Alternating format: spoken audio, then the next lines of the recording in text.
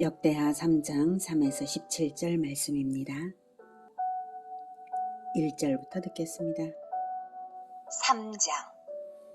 솔로몬이 예루살렘 모리아산에 여호와의 전 건축하기를 시작하니 그곳은 전에 여호와께서 그의 아버지 다윗에게 나타나신 곳이요 여부스 사람 오르난의 타작마당에 다윗이 정한 곳이라. 솔로몬이 왕위에 오른 지 넷째 해 둘째 달 둘째 날 건축을 시작하였더라.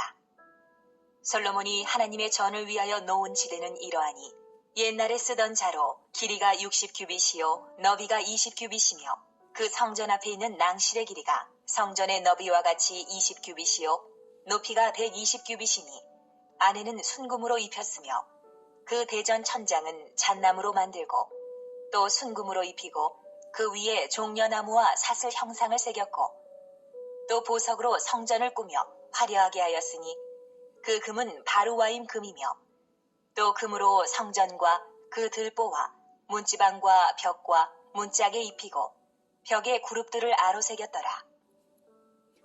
사랑하는 형제 여러분, 12월 6일 화요일 저녁 묵상에 오신 것을 환영합니다.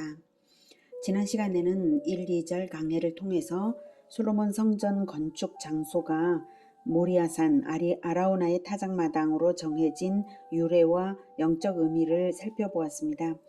아브라함이 모리아산에서 아들을 올려드렸으므로 하나님의 아들이신 여호와의 사자가 승인하시고 언약이 되도록 순양으로 제사하게 하심으로써 하나님의 승인을 받아서 번성의 복과 승리의 복을 언약받았습니다. 창세기 22장 17절에 내가 네게 큰 복을 주고 네 씨가 크게 번성하여 하늘의 별과 같고 바닷가의 모래와 같게 하리니 네 씨가 그 대적의 성문을 차지하리라 라고 번성과 승리의 복을 언약받았습니다. 다음은 다윗이 온역을 멈추도록 간구하여서 자기 가문이 아라우나의 그 타작마당에서 하나님께 이제 제사를 드렸죠. 온역을 멈추도록 간구하면서 자기 가문이 심판을 받겠다고 소원을 올려드렸으므로 하나님의 아들이신 천사가 승인하시고 다윗의 후손으로 오실 하나님의 아들이신 천사가 승인하시고 언약이 되도록 제사하게 하심으로써 하나님의 승인이 불로 제단에 내리셨습니다. 그 불로 제단에 내리는 장면이 역대상 21장 26, 27절입니다. 다윗이 거기서 여호와를 위하여 제단을 쌓고 번제와 화목제를 드려 여호와께 아뢰었더니 여호와께서 하늘에서부터 번제단 위에 불을 내려 응답하시고 여호와께서 천사를 명령하시며 그가 칼을 칼집에 꽂았더라. 하나님께서 번제와 화목제를 받으셨기 때문에 번제와 화목제는 예수 그리스도의 희생과 헌신을 의미합니다. 그것을 하나님께서 승인하시고 받으셨기 때문에 명령하셔서 천사가 칼을 칼집에 꽂았습니다. 칼을 칼집에 꽂았다는 것은 그 온역을 멈추었다는 뜻이고요. 자, 이러한 유래와 영적 의미를 가진 그 터를 다윗이 성전터로 정했고요. 이제 솔로몬이 성전 공사를 시작했습니다.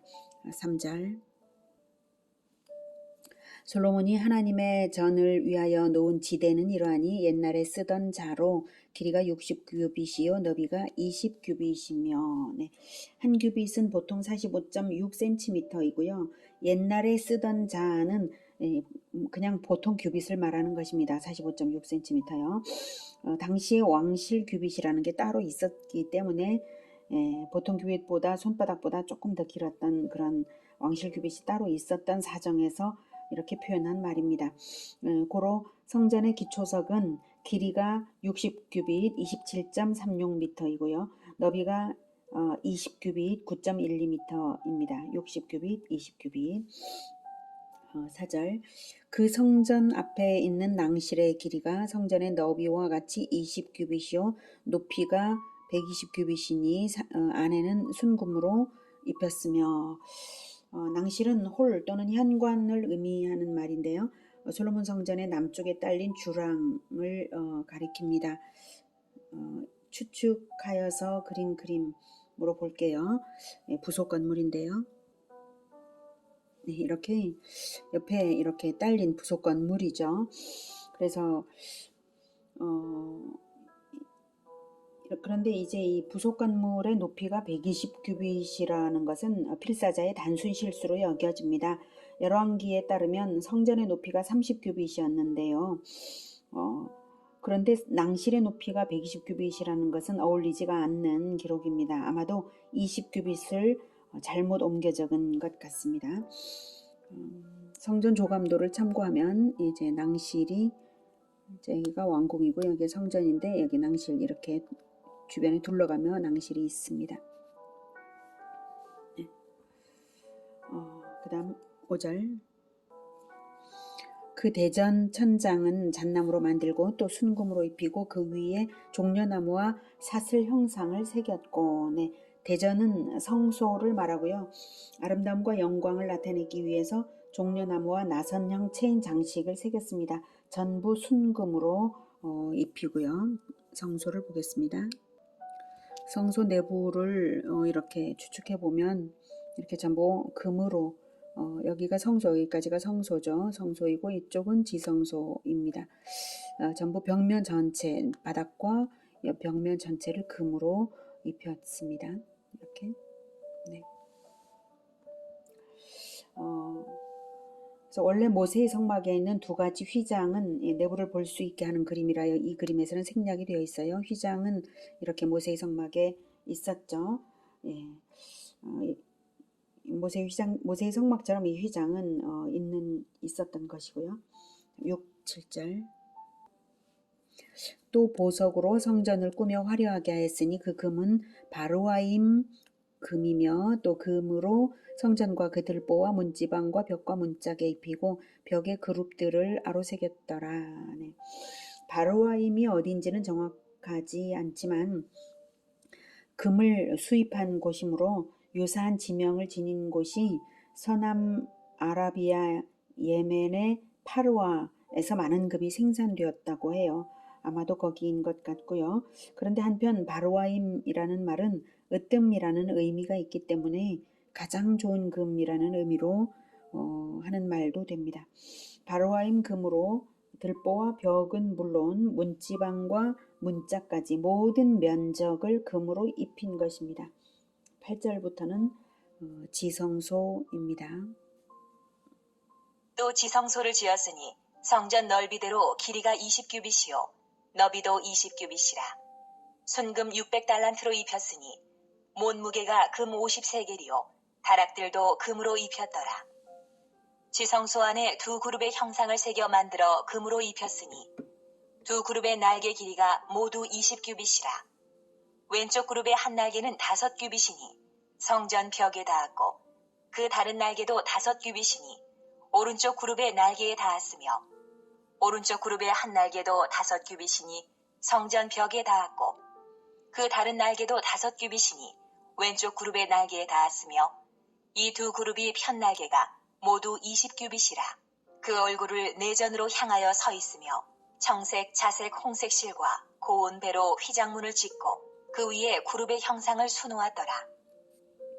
네, 지성소는 성소 길이의 절반이고 정방형입니다. 길이, 너비, 높이가 다 20규빗이에요. 완전성을 의미하죠. 역시 순금으로 모든 면을 입혔고요. 순금 600달란트로 입혔는데 달란트는 화폐 단위이면서 무게를 재는 단위이기도 한데요. 한 달란트는 34.27kg이니까 금 2562kg이죠. 20톤이 넘는 막대한 금을 사용해서 아주 두껍게 도금을 했어요. 지성소가 가장 귀중한 장소입니다. 9절에 못 무게가 금 53겔, 한 세겔은 11.4g이니까 570g에 해당합니다. 못 무게 전체라기보다는 금으로 입힌 부분만을 말하는 것으로 보고요. 10절, 11절에 지성소 안에 두 그룹의 형상을 새겨 만들어 금으로 입혔으니 두 그룹의 날개 길이가 모두 20규빗이라 왼쪽 그룹의 한 날개는 5규빗이니 성전벽에 닿았고 그 다른 날개도 5규빗이니 오른쪽 그룹의 날개에 닿았으며, 네. 이 그룹들은 언약궤 뚜껑인 속죄소 위를 날개로 덮는 그룹들을 말하는 것은 아니에요. 두 그룹이 펼친 날개 길이를 합한 것이 20규빗이니까 지성소 남쪽 끝부터 북쪽 끝까지를 날개를 펼친 형상으로 세워놓은 두 조각상이죠. 네, 12절 오른쪽 그룹의 한 날개도 5규빗이니 성전 벽에 닿았고 그 다른 날개도 5규빗이니 왼쪽 그룹의 날개에 닿았으며, 네. 그리고 이 두 그룹이 편 날개가 모두 20규빗이라, 그러니까 성전 지성소의 너비 폭과 똑같죠.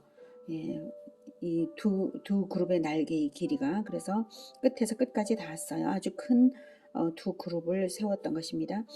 20규빗이라 그 얼굴을 내전으로 향하여 서 있으며, 내전은 성소죠. 성소를 향해서 서 있습니다. 이렇게 해서 바로 언약궤를 수호하고 있는 두 수호 천사입니다. 지성소에 언약궤가 있고, 언약궤는 하나님의 언약을 품은 우리의 영혼을 상징한다고 볼 때에 우리 영혼을 하나님께서 얼마나 귀히 보시는지 두꺼운 순금으로 입힌 지극히 귀한 완전성을 나타내는 그 완전한 성소 안에서 수호천사들의 호위를 받으시면서 우리와 교제하시기를 원하시는 하나님의 마음이 나타나 있습니다. 14절 청색, 자색, 홍색 실과 고운 배로 휘장 문을 짓고 그 위에 그룹의 형상을 수놓았더라.